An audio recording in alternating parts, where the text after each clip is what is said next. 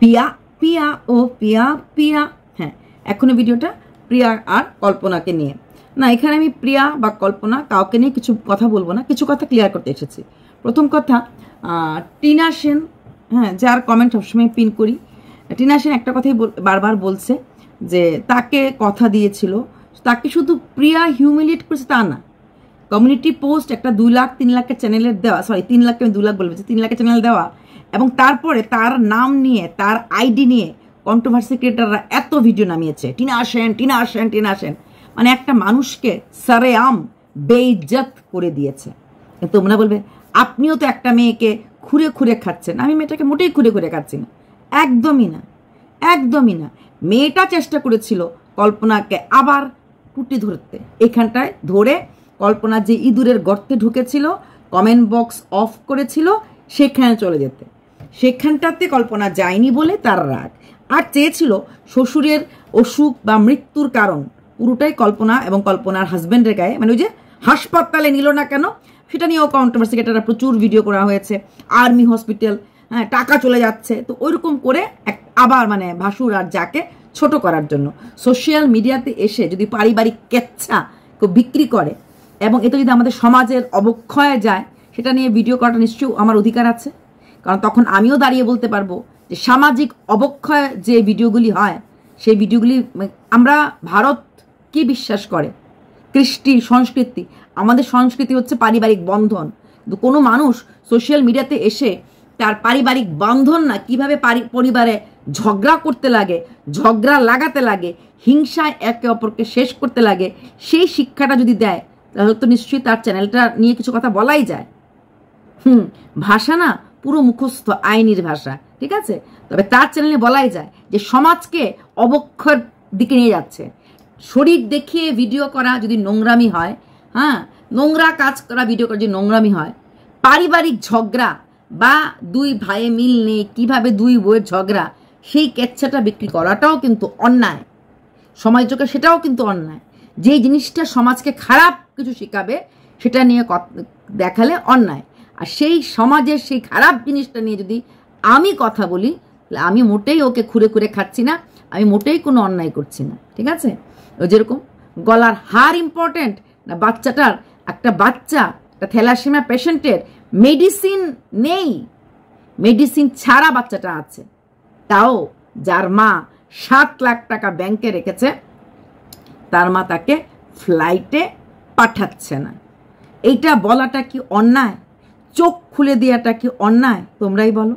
7 লাখ টাকা যদি থাকতো আমার কাছে, ছেলের জন্য মেয়ের জন্য কত কিছু করতে পারে মারা। কিন্তু আজকে সেই মাটা 15টা দিন পরে, মানে আজকে 13 তারিখ, আরও 12 দিন পর যাবে ট্রেনে করে, এসেতে ট্রেনে উঠবে 25 তারিখ, পৌঁছতে পৌঁছতে বোধহয় 26 পৌঁছে যাবে।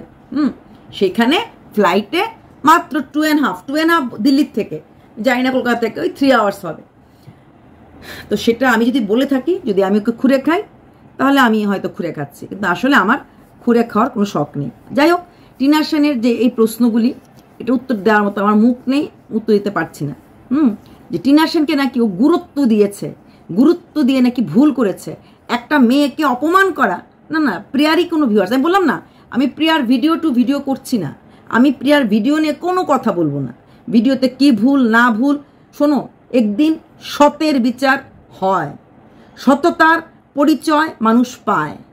ওই যে মিথ্যার লাইফস্টাইল, কোনি জল জল, এরা এরকম মিথ্যা প্রচুর বলতো, তখন প্রচুর ভিডিও করেছিলাম এবং প্রচুর লাথি খেয়েছিলাম, যেমন এখন খাচ্ছি।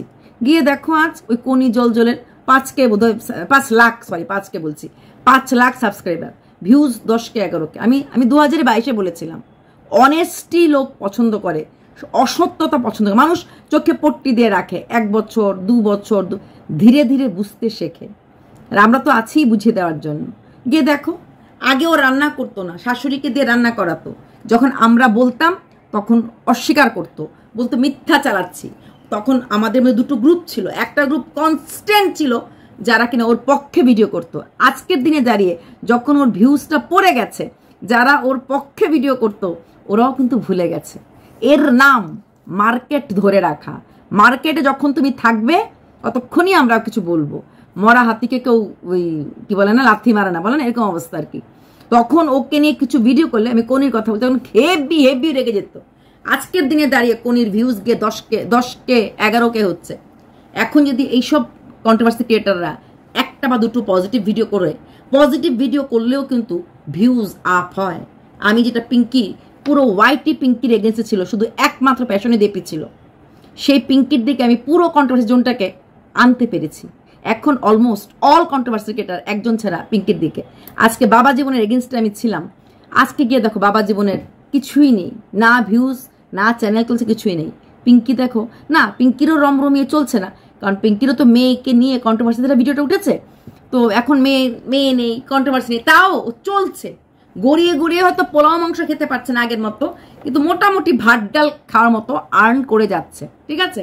তো সেটাই যতজনের পক্ষে আজ পর্যন্ত আমি দাঁড়িয়েছি কখনোই তারা হারেনি, যার পক্ষে, এবং সবসময় আমি দাঁড়িয়েছি যে অপোজিট সবসময় আমার কাছে দুর্বল থাকতো, সবসময়। মৌয়ের যার সাবস্ক্রাইবার আমার থেকেও কম, তার পক্ষে করতাম, কারণ আমি না তো মৌয়ের পক্ষ ছিলাম না তো মৌয়ের জায়ের পক্ষে ছিলাম। আমি শাশুড়ি যেখানে ভালো থাকবে, তখন শাশুড়ি ছিল ছোট বউয়ের কাছে, ছোট বউয়ের কাছে যাওয়ার পর ছোট বউয়ের ভুলগুলি বুঝতে পেরেছি, ধরতে পেরেছি। শাশুড়ি বোবা মানুষ, উনি চাইছেন এখন মোর কাছে থাকতে। যখন উনি মোর কাছে এসেছেন, ছোট যা এসেছিল ওকে আবার থাবা মেনে যেতে, তখন আমি রুখে দাঁড়িয়েছি। আমি কিন্তু রুখে দাঁড়িয়েছি, যে এখানে এত সাপোর্ট করেছিলাম। আমার কথা হচ্ছে এই মানুষটা একটা বোবা মানুষ, একটা নিরীহ মানুষ, যার কিচ্ছু নেই জীবনে, তার ভালো থাকার অধিকার আছে। তো আজকে দিনে দাঁড়িয়ে মৌ আমার লাইভে আসে, মৌ টোটালি অনেস্ট ভিডিও করে, তাই মৌ ফ্ল্যাটে গেল, মৌয়ের যেরকম ভিউজ হয় 40K 50K কোনো রকম কন্ট্রোভার্সি ছাড়া, যখন বাড়িতে আসে তখনও সেরকম ভিউজ হয়। কেন হয়? সৎ, নট অসৎ, অনেস্ট। মৌ হচ্ছে টিপিক্যালটা অনেস্ট। মৌয়ের উপরে ফিদা অনেক লোক আছে, যেখানে কোনো রকম কিছু খারাপ নেই, যেখানে কোনো রকম ডিসঅনেস্টি নেই। মৌয়ের বাবা একজন শিক্ষক, তাই শিক্ষাটাও বহন করে চলছে, এটাই আমার মনে হয়। কি বলে, মানব গড়ার কারিগর, তাই মেয়েকে খুব ভালো করে শিক্ষা দিয়ে বড় করেছে। যাই হোক, এটা ভিডিওটা আমার মৌকে দিও না, ওদেরকে নিও না, সেটাই আমি বললাম। যারা বলছো তো কারোর পিছিয়ে লাগে না, কিন্তু তখন যখন আমি কনিকে নিয়ে বলতাম প্রচুর লোক বলতো ও শুধু একটা ডান্ডা নিয়ে ঘর মোছা দেখাতো আর ওই কিচেন সাফ করতো, এটা। তখন সবাই বলতো, মা তুমি কিভাবে এত কাজ করো, কিভাবে? আরে টাইলস পরিষ্কার কিচেনের করবো না, ঘর মুছবো না, কিন্তু রান্নাটা যে করতো না, একটা বোঝা যেত শাশুড়ি মা রান্না করতো। এখন গিয়ে দেখো, এখন পরিষ্কার বলছে শাশুড়ি মা রান্না করে, আমি রান্না করি না। এখন কিন্তু পুরোপুরি চেষ্টা করে পুরোটা অনেস্টি বলতে। এই তো আমি স্কুল থেকে আসলাম, শাশুড়ি মা রান্না করে দিয়েছে, আমি শাকুরটা দিলাম, মোটামুটি বলে। আর আগে যখন আমরা বলতাম রান্নাটা তুমি করনি, সবজিটা তুমি কাটনি, ও কিছুতেই স্বীকার করতো না। কাজের লোক রেখেছিল, সেটাও স্বীকার করেনি। আমরা দেখেছি কমলা রঙের ব্লাউজ, ও স্বীকার করেনি। পরে 1 মাস পরে স্বীকার করেছে, 1-1.5 মাস পরে, যে আমি যখন মনে করব তখন বলবো কাজের লোক রেখেছি কি রাখিনি। আরে এটা কথা হলো? তারপর 1.5 মাস স্বীকার করেছে, কারণ ভয় হচ্ছে সবজি টাকার সময় হাত। একদিন একটা রান্না করছে, ও বাসন ধুচ্ছিল, কোনি বাসন ধোয়ার সময় একটা হাতে এখানে লাল পলা দেখছে, 2টো হাতে লাল পলা। ঠিক সেই টাইমে ও বলছে খুন্তিতে তরকারিটা নাড়া দিচ্ছে, সেখানে একটা আমি বালা দেখতে পেয়েছি। আমি তো ওর আরো কিছু ফটোটা লাগানো যায় না, হাতটা যে লাগিয়ে দেখাবো সেই চান্সটাও আমার নেই। আমি বারবার বলছি ওই হাতে শুধু 2টো পলা ছিল, কারণ ও ফেস ক্যাম ভিডিও, ও কথা বলছে বাসন ধুচ্ছে, আমি 2টো হাত দেখেছি, কিচ্ছু নাই। এই হাতে একটা পলা, এই হাতে একটা পলা। রান্নার সময় দেখলাম খুন্তি নাড়ছে একজন মহিলা, তার হাতে একটা পলা, একটা হাতে একটা বালার মতো আছে, তাহলে এটা তার হাত না? পরের দিন ও ওই পলার সাথে চুরি পরিষে বলে ওই হাতটা নাকি ওরই ছিল। তো এগুলি তো বললে হবে না, না? ওই এখানের তাল ওইখানের তিল এনে জোড়া লাগানো যায় না। এখন কিন্তু বলে যে আমার মায়েরা শাশুড়ি মেয়ে রান্না করে, মাঝে মাঝে মধ্যে যখন একটু অসুবিধা হয় তখন আমি রান্না করি, আদারওয়াইজ মায়ের রান্না করে। তো মানুষ সত্যটা সবসময় বলে না, পরে ঠেলায় পরে বলে। যখন বলে তখন ইটস টু লেট, দের হয়ে যায়, কাহি দের না হো যায়।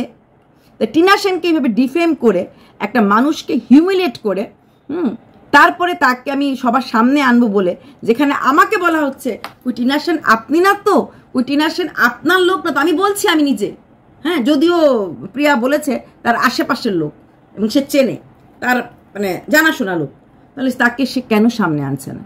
টিনার কষ্টটা আমি খুব ভালো বুঝতে পারি। টিনা আমিও বুঝতে পারছি তোমার কষ্টটা, আর তোমার কষ্টটার জন্যই বোধ হয় আমি রোজ দিন একে নিয়ে ভিডিও করি, নাহলে আমি কিন্তু রোজ দিন একে নিয়ে ভিডিও করতাম না, কোনো দিনই করিনি।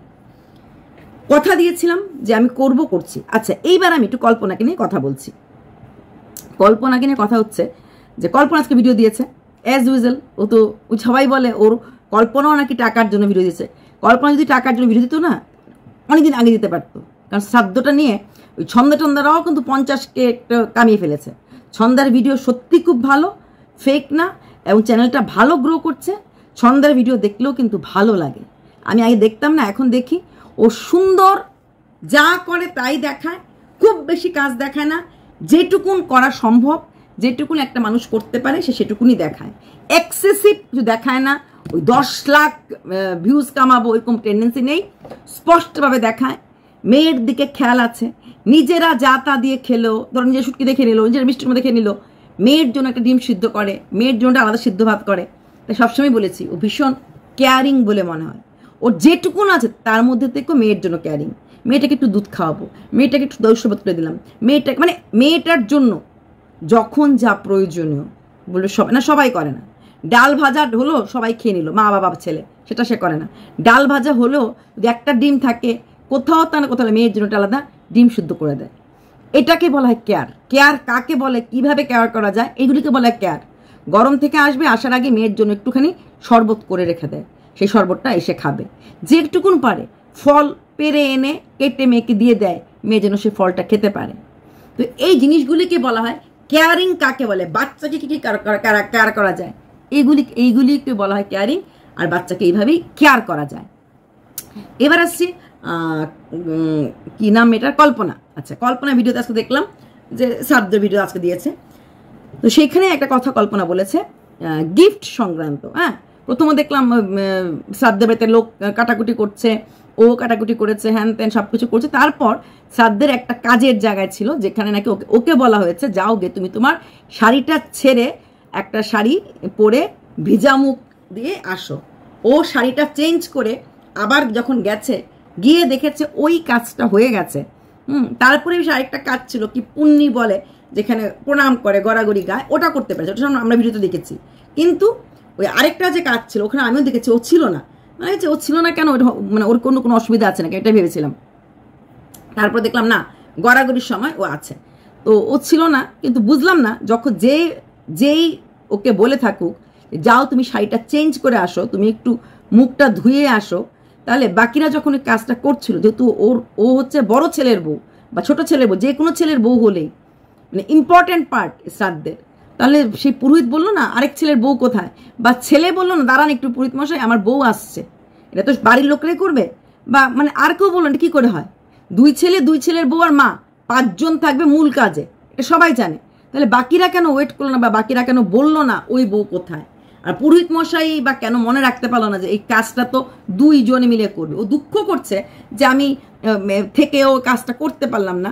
এটা তো তোমার তখন বলা উচিত ছিল, বা বরকে বলে যেতে যে আমি আসছি শাড়িটা চেঞ্জ করে, একটু দাঁড়িয়েও। কিন্তু একটা শ্রাদ্ধের একটা ইম্পর্টেন্ট কাজ, এরকম তো আমি কখনো শুনি না। 4 ছেলের বউ হলে 4 ছেলের বউ মিলেও কাজ করে। যদি এক ছেলে বউ একটু অন্যখানে যায়, তো অন্য ছেলের বউরা বলে দাঁড়াও শেষ দিকে আছে, শেষ দিয়ে আসছে, ডাকতে থাকবে, শেষ দিয়ে আসো। আমি তো এরকম দেখেছি, সে আসো এরকম করে আমরা বলি। এমন থোড়ি বলি যে না এই বউ আসছে না আমরা কাজ ছেড়ে ফেলি, এ কেমন কথা হলো? বা বাড়িতে তোমার জেঠিমা কাকিমা তো প্রচুর আছে, ওরা কেউ বললো না যে এই বউটা তো আসেনি, এই বউটাকে দেখা যাচ্ছে না, এটা কেমন কথা? আমি এই কথাটা কোনো মানে বুঝে পেলাম না যে এটা। আর পৃথিবীর কেউ বলুক না বলুক, নিজের স্বামী দেবতাটি তো বলবে যে আমার ওয়াইফ আসেনি, 5 মিনিট দাঁড়ান। আর যেহেতু ফোন থাকে তক্ষুনি তুমি কই শিগগিরই আসো, বকা দিয়ে হলো আনা যেত। বুঝলাম না, এরকম আমি কখনো শুনিনি বা এরকম আইডিয়া নেই, যেটা সত্যি কথা। বাড়ির বউ একটা ইম্পর্টেন্ট কাজ, তাদের একটা পার্ট কাজ, যেখানে তার রোল আছে, সে আসে নাই, তার কাছে ফেলে যাওয়া একটা কাজ হয়ে গেছে, এটা আবার কেমন ধরনের কথাবার্তা? তারপর ওটা কথা বলেছে গিফট নিয়ে, সেখানে বলছে গিফট নিয়ে কেউ কিছু বলো না, গিফট হচ্ছে একটা শোকের বাড়িতে গিফট ইম্পর্টেন্ট না, গিফট হচ্ছে একটা সম্মান, যেটা মানে মনের থেকে যা দেওয়া সেটাকে গিফট বলে। গিফট নিয়ে কেউ কথা বলেছে বলে আমার মনে হয় না, আমি জানি না অন্য কনভার্সেশনে এটা বলেছে কিনা, আমি অন্য কারো ভিডিও তো দেখা হয়নি বা দেখা হয় না।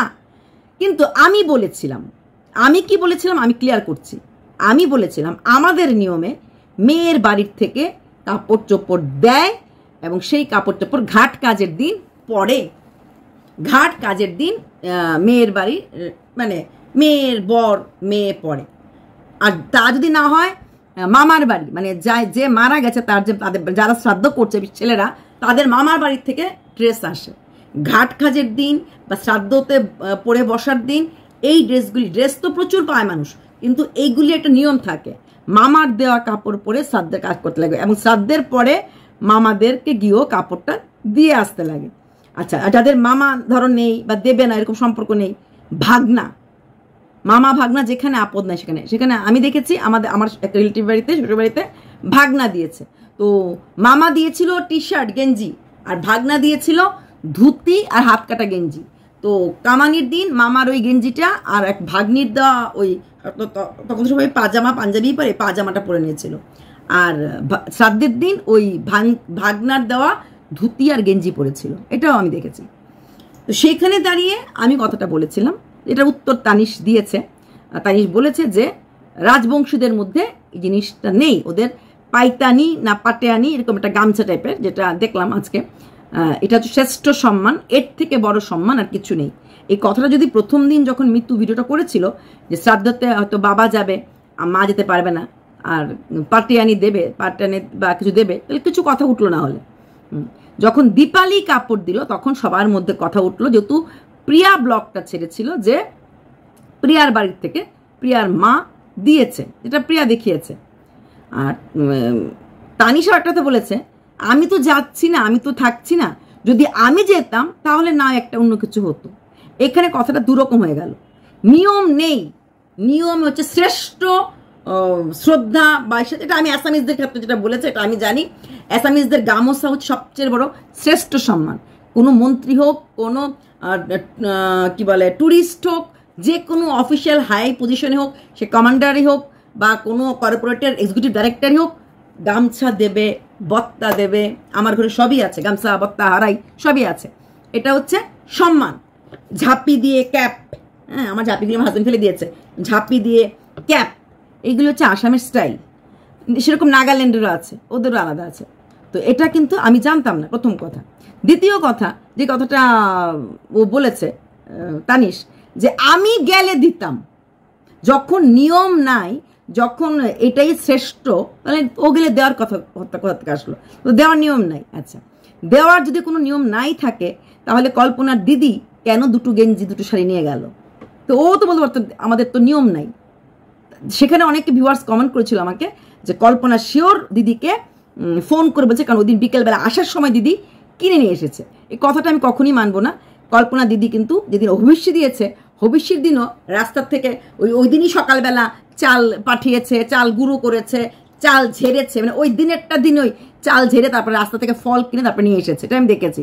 ওই দিনও বোধহয় আসার সময় একসাথে কিনে আর ঘরে রাখেনি, মানে শ্রাদ্ধবাড়ি যাবে তো একসাথে কিনে নিয়ে চলে এসেছে, শ্রাদ্ধবাড়ি জিনিস কিনে এনে আর ঘরে রাখিনি। অনেক রকম নিয়ম মানে, যদি নিয়ম না থাকে তাহলে কল্পনা দিদি এটা দিল কেন? এক নাম্বার। আচ্ছা, কল্পনা না হয় তার দিদিকে বলে দিয়েছে, আপন দিদিকে, জ্যাঠুতো দিদিও কিন্তু দিয়েছে, তাহলে উনি দিলেন কেন? উনি দিলেন কেন যখন সবাই জানে ওদের নিয়ম নেই, নিয়ম হচ্ছে ওটা, তাহলে উনি দিলেন কেন? জ্যাঠুতো দাদা, জেঠু নিশ্চয় নিয়ম জানেন, সিনিয়র মোস্ট মহিলা কল্পনার শাশুড়ি, কি সুন্দর একটা শাশুড়িকে শাড়ি দিল। ওরা সবাই রাজবংশীর নিয়ম ওইটা, তা সত্ত্বেও এরা সবাই কিন্তু কাপড় নিয়ে এসেছে, তা সত্য নিয়ে এসেছে, এদের নিয়ম নেই। এছাড়া কল্পনা আগের দিনও বলেছে যে কোন যা নাম বলতে পারে না, উনিও একটা সুন্দর টি শার্ট না, হ্যাঁ গেঞ্জি কলার ছাড়া বোধহয়, ওইগুলি দিয়ে গেছে। তাহলে নিয়ম নেই, তারপরও লোককে দিচ্ছে। এখন কথা হচ্ছে যে শোকের মাঝে দেওয়া নেওয়া খাওয়া কোনোটাই ইম্পর্টেন্ট না। শোক সন্তপ্ত বাড়ির কাছে দেওয়া নেওয়া খাওয়া ইম্পর্টেন্ট না, তারপরও কিন্তু দুরকম মাছের মাথা রান্নাগুলি হয় শোক সন্তপ্ত বাড়ির মধ্যে। এখানে তো খাওয়া কম। আমাদের ধর্মে, আমাদের সাথে শ্রাদ্ধের দিন মাছ টাছ কিছু হয় না, শ্রাদ্ধের দিনও খাওয়া হয়, শ্রাদ্ধের পরে শাক অন্ন হয়, সেদিন শুধু শাক ভাত খাওয়া হয় বাড়ির লোকদের। তারপরে 3 দিন পরে গিয়ে মৎস্য মুখ হয়। মৎস্য না, আমাদের মাংস খাওয়ানো হয় না, মৎস্য মুখে মানুষের বিয়ে বাড়ির যে বাড়িগুলি সেগুলি ভাড়া করে 300-400 উপর লোক খাওয়া, 400-500 লোক খাওয়ানো হয়, সেরকমভাবে খাওয়ানো হয়। তাহলে শোক সন্তপ্ত বাড়িতে তো খাওয়া দাওয়া নিয়ম হয় না, হয় কি হয় না? তারপরেও কিন্তু মানুষ 3 দিন ধরে খাওয়া চলে। এটা ওদের বাড়িতে হয়েছে। একদিন এমনি খাইয়েছে, তারপর কর্মীদের মাংস খাইয়েছে, তারপর আবার কি বলে সেখানে কিন্তু খাওয়া দাওয়াটাও হয়। তাহলে দুঃখের মাঝেও কিন্তু লোক খাওয়া দাওয়া করে। আর এই যে একদম এত এত সবজি আনা হয়, মানুষ সবজি কাটে, কাটতে কাটতে কিন্তু কেউ হাও হাও করে কাঁদে না, ও মা গো এত সবজি কি করে, মানে হায় হায় মানুষটা, এবং তখন কিন্তু সে কেউ কাঁদে না।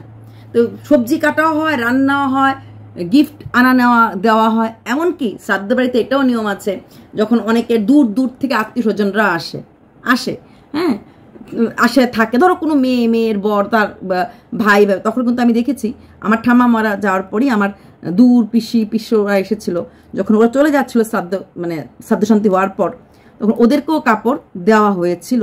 মানে ওরা যে এসেছে বাড়ির মেয়ের জামাই, তো ওদেরকেও কাপড় টাপড় দেওয়া হয়েছে। তাহলে শ্রাদ্ধ শান্তিতে এই গিফট, আনন্দের গিফট না হলো নিয়মের গিফট দেয় লোকে, না হলে লোকে এত জিনিসপত্র নিয়ে আসা হতো না। আর এখন লোকে বলছে আজকালকার দিনে ফ্যাশন হয়েছে এইগুলি দেওয়ার, আগেরকার দিনে ছিল না। আগেরকার দিনে মাইক্রোওয়েভও থাকতো না, আগেরকার দিনে ফ্রিজও থাকতো না, আগেরকার দিনের এয়ার কুলারও থাকতো না।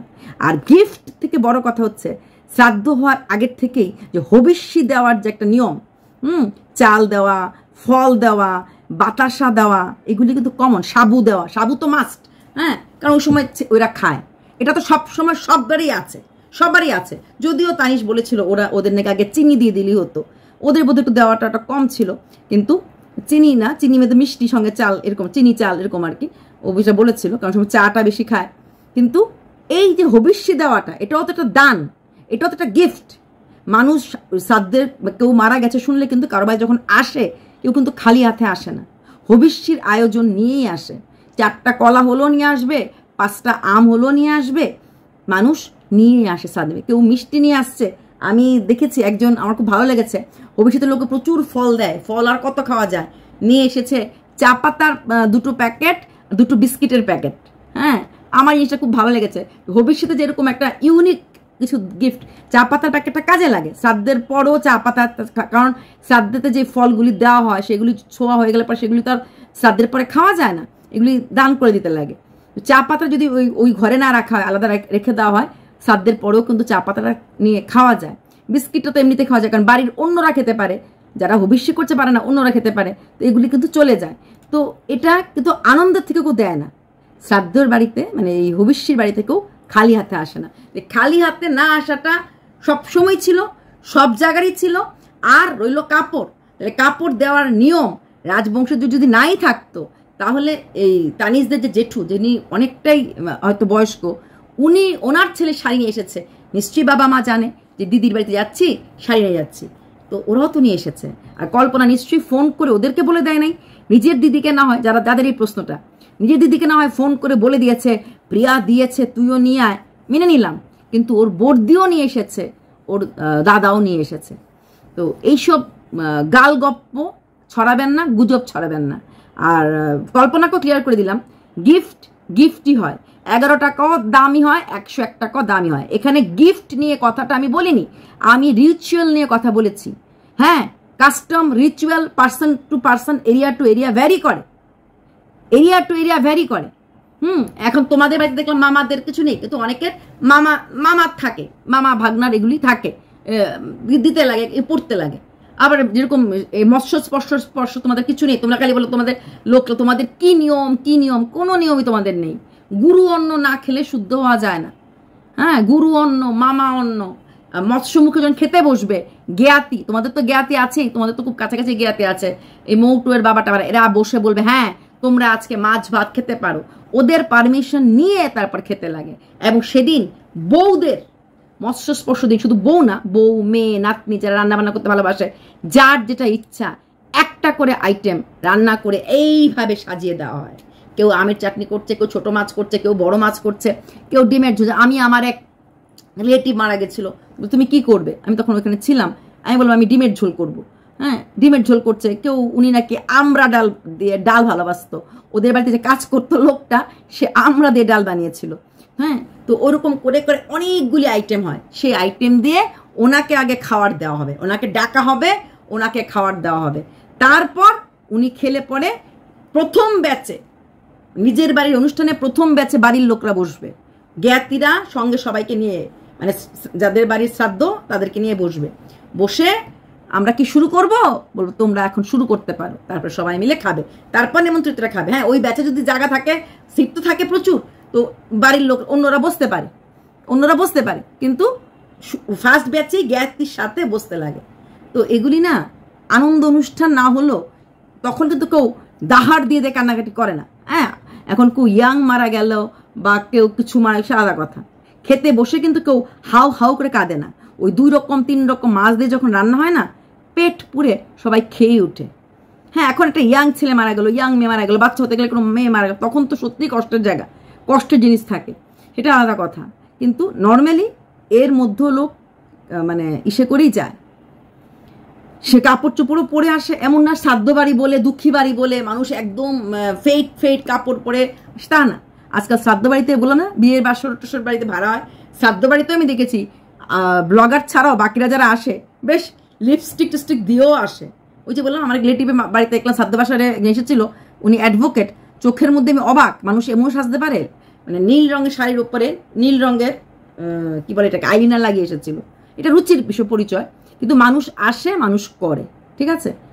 অনেক কিছু বললাম, তাই কল্পনা তোমার বাড়ির গিফট নিয়ে কোনো কথা উঠবে না। গিফট যে কোনো গিফটই সম্মানের সাথে নিতে লাগে। আর তোমার বাবা যেটা দিয়েছে, এটা যদি গামছা হয়, অ্যাসামিজ গামছা কিন্তু পরিয়ে দিতে লাগে, এইভাবে ফোল্ড করে দেয় না। তোমার বাবা দেখলাম দিল, তুমি দেখলাম আলমারিতে রেখে দিলে। হ্যাঁ, আর এটা কিন্তু না, যাকে দেবে তাকে গলাতে পরিয়ে দিতে লাগে।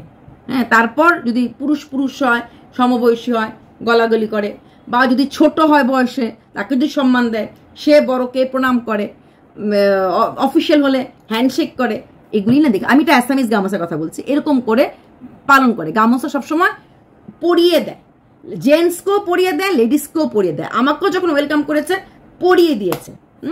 তো গামছা এনে কেউ ফোল্ড করে দিলাম আপনাকে, সেটা হয় না, পরিয়েই সম্মানটা দেওয়া হয়।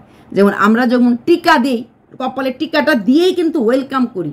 তুমি তো আর্মির সৈনিকের বউ, দেখবে সৈনিকদের খুব ভালো আছে এটা, অফিসাররা ঢুকছে, কোনো প্রোগ্রাম শুরু হবে, ফুল ছিটানো হয়, টিকা দেওয়া হয়। টিকাটা কিন্তু কপালে দেওয়া হয়, এমন না দূর থেকে টিকা দেয়, সেটা না, যেটা অনুষ্ঠান সেটা সেভাবেই করা হয়, ঠিক আছে। তো আনন্দ অনুষ্ঠান না হলো গিফট যখন দেওয়া হয়, তখন কোনোদিন বিয়ে বাড়ির গিফটেরও কখনোই দামাদর করতে নেই, করে না, ভদ্রলোকরা করে না। এখানে আমি গিফট নিয়ে বলিনি, রিচুয়াল নিয়ে বলেছি। আশা করি কথাগুলি বোঝাতে পারলাম। চলো, বাই।